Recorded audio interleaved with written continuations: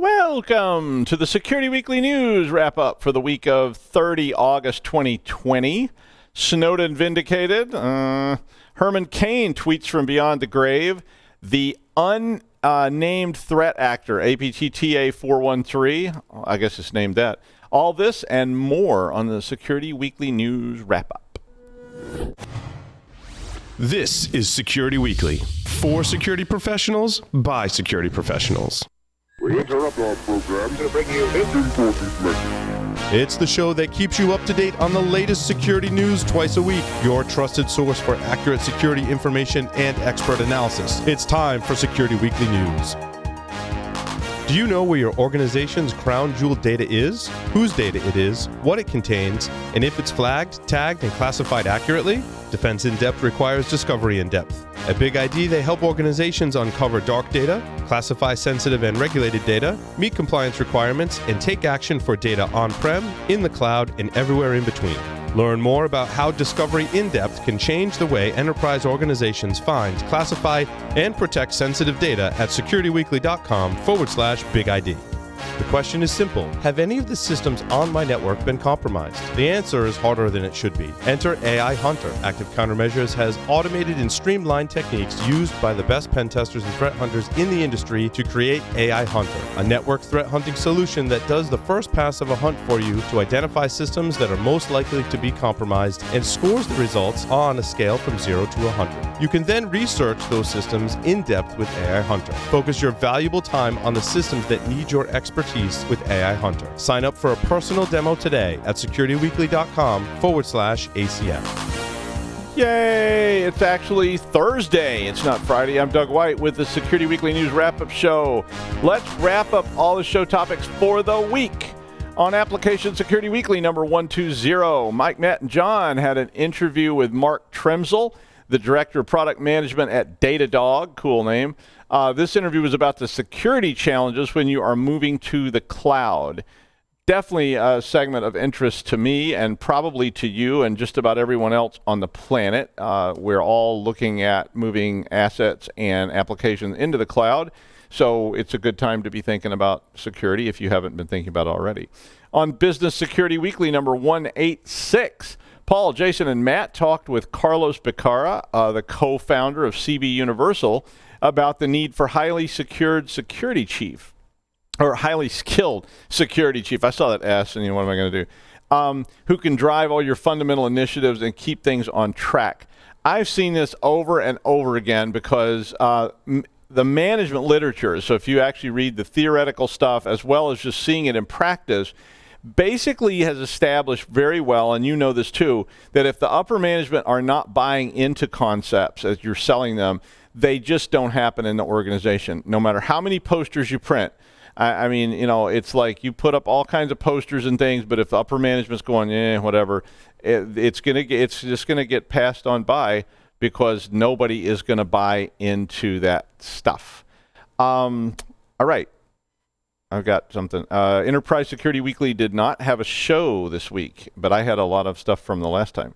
On Security Weekly News number 61, Corey Thune from CrowdStrike, who's always a lot of fun, joined me, and we talked about the issues of not just sending everyone home, but the issues when the government or some other organization or just the enterprise orders everyone to come back. I'm sorry, it was Ian McShane, right? Not. Why did I say? I didn't change the name. Ian McShane. Sorry, Ian. Corey's fun too, though.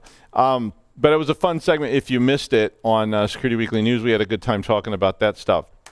On Security and Compliance Weekly number 41, Jeff, John, Josh, and Scott were, as ever, exciting. I know you're going to want to watch this one. If you haven't watched it already, Priya Chaudhry is an attorney at Chaudhry Law PLLC. She's a criminal defense trial lawyer, and she came on that show to spend the whole show talking about the Uber CISO charges that we've been talking about on the news. We talked about the news last week. We talked about on Paul Security Weekly last week. A very big issue. There have been some other cases like that now, and she was on to talk about that. So if you did miss that, go back and check it out because it was a really good segment. On Paul Security Weekly number 665, which will air later this evening. It's not aired yet. The first segment will be with Frederick Lee, the CSO at Gusto. He goes by Flea, is going to talk about his lovable approach to security. So I'm kind of interested in finding out what that is, because I have not been known for my lovable approach to security. I'm more the iron hand and an iron glove kind of, Punisher kind of model of everything. But this is really about moving security into the role of enabling instead of the super elite insider role that you may have right now. The second segment is with Justin Armstrong, the security architect at Meditech. This segment is about attacks on the healthcare entities and why those attacks just keep occurring. Ransomware, denial of service, you name it. It's been really heavily we kind of know why it's there, but we don't know, or they know why it continues to succeed. If you don't know about Meditech, Meditech is one of those companies that you maybe don't know the name unless you work at a hospital, but every hospital you ever encountered is probably using Meditech's the hospital software. So definitely a segment to check out. And of course, there will be a special announcement on the news segment at 8 o'clock. So be sure and tune in for that special announcement.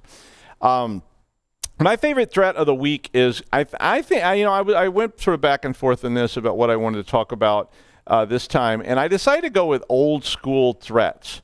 So 2 weeks ago, and you heard me talk about on Security and Compliance Weekly, but there was this, I'm sorry, that was not the one I was talking about. Sorry, it's a weird time of day. But 2 weeks ago, there was a story about a spy who was trying to bribe employees in Nevada to push malware into the company, and there was not many details about what went on, except that the person was arrested and so on.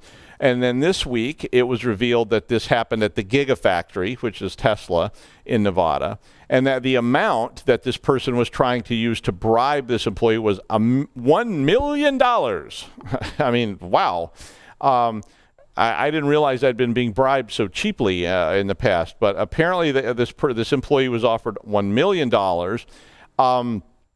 The employee didn't take the money, and they not only didn't take the money, they turned the person in. They were arrested. It was a Russian national.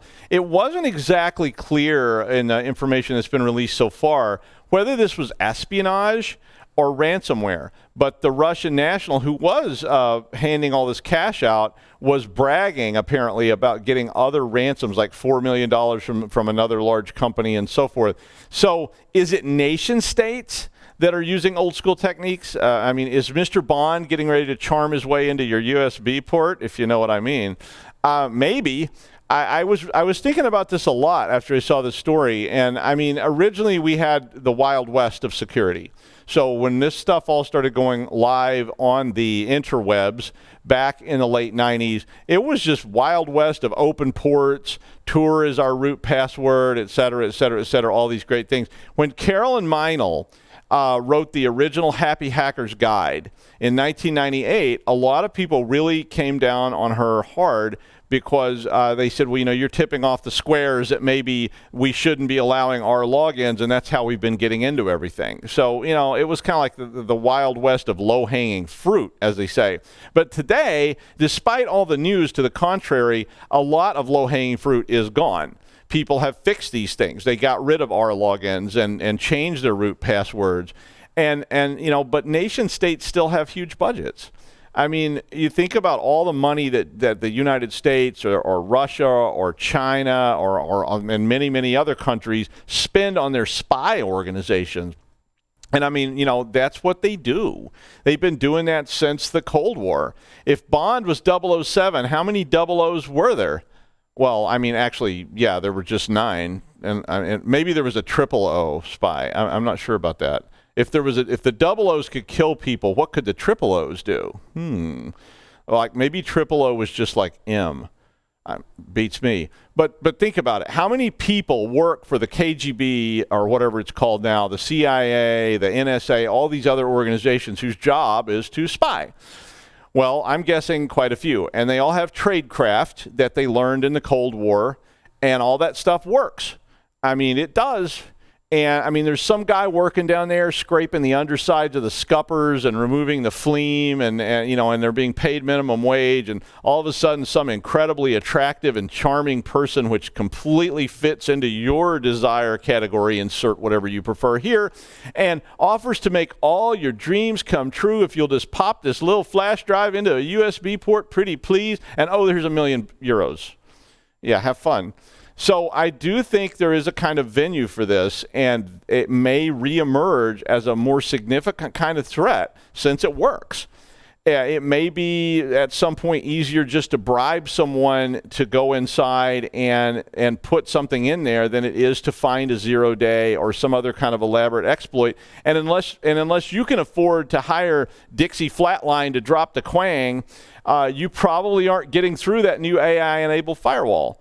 It's like it's not going to happen. So it may be time to blow the dust off those old loose lip sink ship posters and start rethinking the physical security and OSINT plan that you put together back whenever somebody made you do it, and start thinking about that in terms of old school espionage. Because I wonder what single O spies could do. I mean, there were double O's, there had to be single O's, right? So there was definitely like Special Agent 010 and 01. They weren't binary. But I don't know, maybe they could just smack you around but couldn't leave a mark, so they hit you with the bag of oranges or whatever that is. I don't know. Probably a lot less budget for single O's too. And they were driving like Robin Reliance instead of Aston Martins and drinking Buckfast instead of champagne. It beats me. And now all the news from all the shows. Charming Kitten has returned. The Iranian APT returned to impersonate, this time, Persian-speaking journalists. And they were using WhatsApp and LinkedIn to do this spying as their initial sort of approach.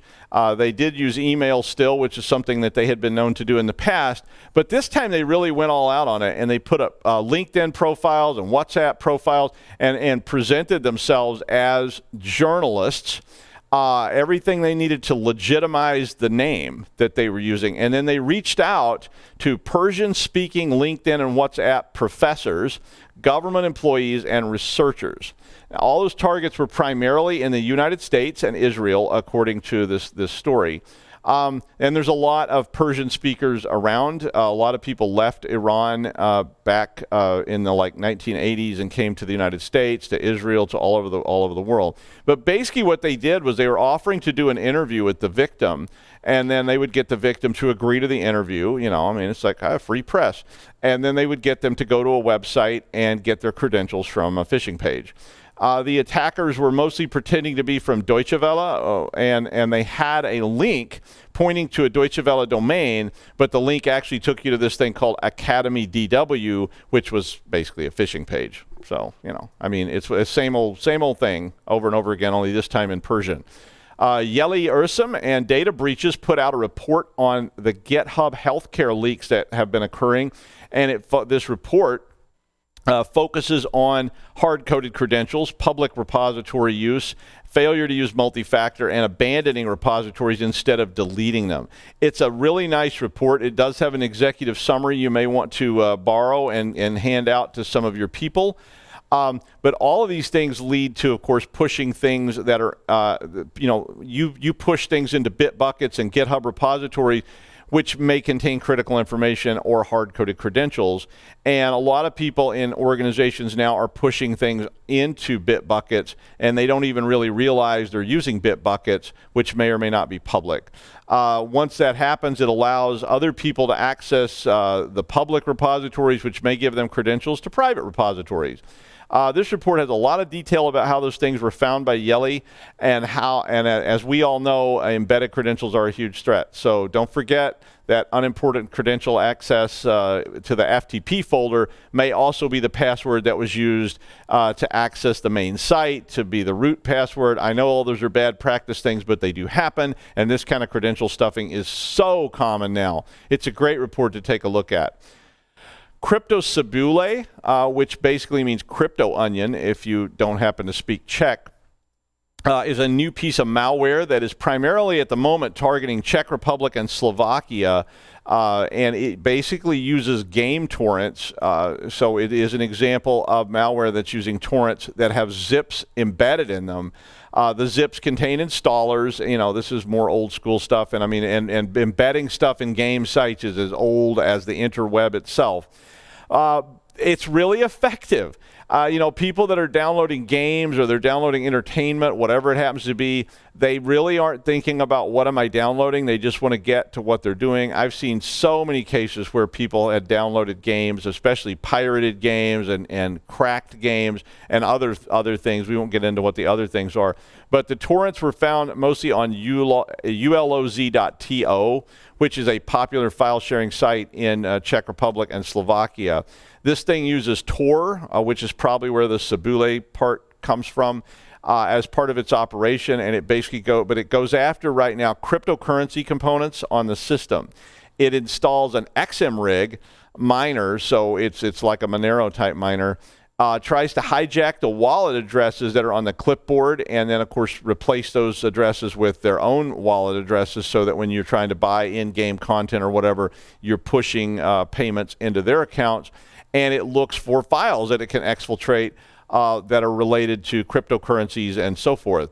It even installs a rat at the same time, so that they can come back later and maybe extract more information and or plant more malware on your system. I would guess that this framework's probably going to be spread around pretty shortly, because that seems to be the general case currently. So that's one of the reasons I brought it up. That and for all our viewers in Czech Republic and Slovakia.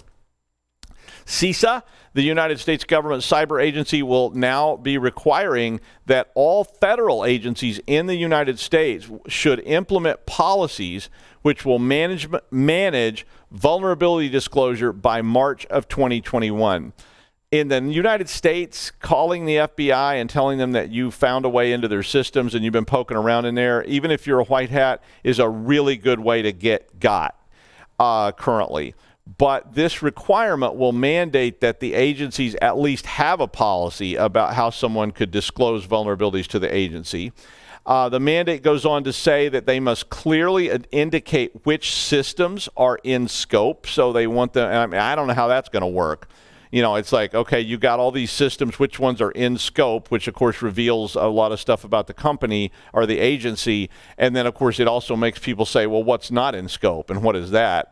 And it also says that they should provide timely feedback on vulnerabilities that have been reported. Can you say Mimikatz, anyone? This is a step forward, though, for government agencies, and it's obviously a move towards setting up things like bug bounties with those, which is, we've seen over and over again that is probably a really good practice.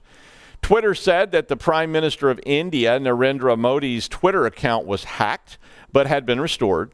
Modi has about 2.5 million followers, which doesn't sound like that many because India has a lot of people. But the attack referenced John Wick and asked followers to donate to the PM National Relief Fund via cryptocurrency. The attack did occur on the 2nd of September, which just happens to be Keanu Reeves' birthday. And if you aren't familiar, Keanu Reeves actually plays John Wick in the John Wick series of movies. I don't know. APT TA413, the unfortunately unnamed APT, has been around a while, and which is weird that they don't have a cool name, like Hello Kitty or something. This APT is believed to be Chinese and has begun delivering new attacks which impersonate the World Health Organization, and it delivers the Sepulcher rat. So the attacks this time, unlike their past behavior, has focused on European businesses and government entities posing as WHO. TA413 had previously primarily targeted Tibetan dissidents with that same Sepulcher malware. I wish they would give them a cool name, though, because it's so hard to say, TA413. Links between the emails used in all these attack campaigns going back to 2018 suggest that this is the same group. They've just shifted their focus away from Tibetan dissidents and onto European banks and so forth. There were a large number of attacks from all the way back into January of 2019. Sepulcher, if you're not familiar with it, is kind of a recon malware. It is used to generate reverse command shells. It can do read writes on the system, and of course, it can provide information back to the attackers about contents of the system's files, apps, and software that are running, and so forth. A new government-sponsored service that is a partnership between the Department of Homeland Security, the CISA group, the Center for Internet Security, which is called CIS, and Akamai will produce an MDBR, and that, if you aren't familiar with that acronym, I think most of you probably are, that's a malicious domain blocking and reporting tool. They're going to introduce a new MDBR that will provide more layers of DNS security to protect apps that are reaching out on the internet to try to communicate and or connect to various and sundry services. The service will actually be free to MS-ISEC and EI-ISEC, so that is the election security part of the ISEC group. All that's going to be free to them, and it's supposed to be very easy to integrate into existing infrastructure. CIS and Akamai will be maintaining this service. They indicated there would be there was no indication whether or not this service would be available to others for free or for a fee, or what it would take to become a member of some of these things, although you can certainly look up and see what it takes to be an MS-ISEC. A U.S. Court of Appeals has ruled that the post-9/11 surveillance program of the NSA in the United States, which collected telephone records after 9/11 and was the primary disclosure of Edward Snowden. So this was what got Snowden really worked up, and he disclosed this, and of course then had to flee, was charged with espionage, was found guilty, and has been living in Moscow since then. Snowden said that but the court ruled, I think it was yesterday, that this was actually illegal under the United States Constitution. Snowden said he felt vindicated by the ruling, and he hoped that the court ruling might someday lead to his being able to return to the United States. I don't know about that. Espionage is one of those twitchy ones. U.S. officials had repeatedly denied that they were doing this and collecting private citizens' phone records. But in 2013, Snowden released that information that showed that, yep, they were indeed doing just that. The court said that the claims that this practice was necessary and had prevented terrorist acts was inconsistent with the contents of the classified records, and the program had violated the Foreign Intelligence Surveillance Act and the United States Constitution, which was Snowden's point all along, was that they said it was anti-terrorism activity, but in reality, they were collecting information about all sorts of things on private citizens. And so that was why Snowden said he released all this information. So right or wrong, that it sort of did indeed vindicate him in that sense. And finally, tweeting from beyond the grave. It started happening with Hermain Cain. So Hermain Cain was a CEO who turned into a presidential wannabe a few cycles back. He later turned into a big Donald Trump supporter and fan, but Hermain Cain died earlier this year from COVID-19. So the interesting part of this whole thing for me is about what to do when you have a lot of followers. You are a verified Twitter feed that says this is indeed Doug White. You die, and then someone starts using the verified account to post more tweets. So Cain's verified Twitter account came to life. There was an initial post about his death, and then shortly after that, it came back to life and started bashing Joe Biden, and now it's been bashing Kamala Harris on the 12th of August. And then shortly after that, it changed the name of the feed from Hermain Cain to the Cain Gang.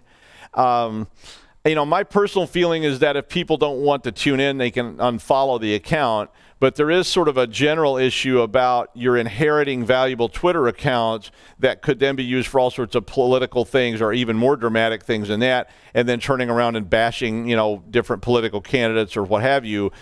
This may well lead to a change in the verified status stuff from Twitter. And that's the news for the wrap of the week of 30th August 2020. Be sure and stick around for Security Weekly tonight. I'm Doug White from the RD Online Cybersecurity Program at Roger Williams University. I'll see you next week on the network that never shuts down, Security Weekly. Read the science.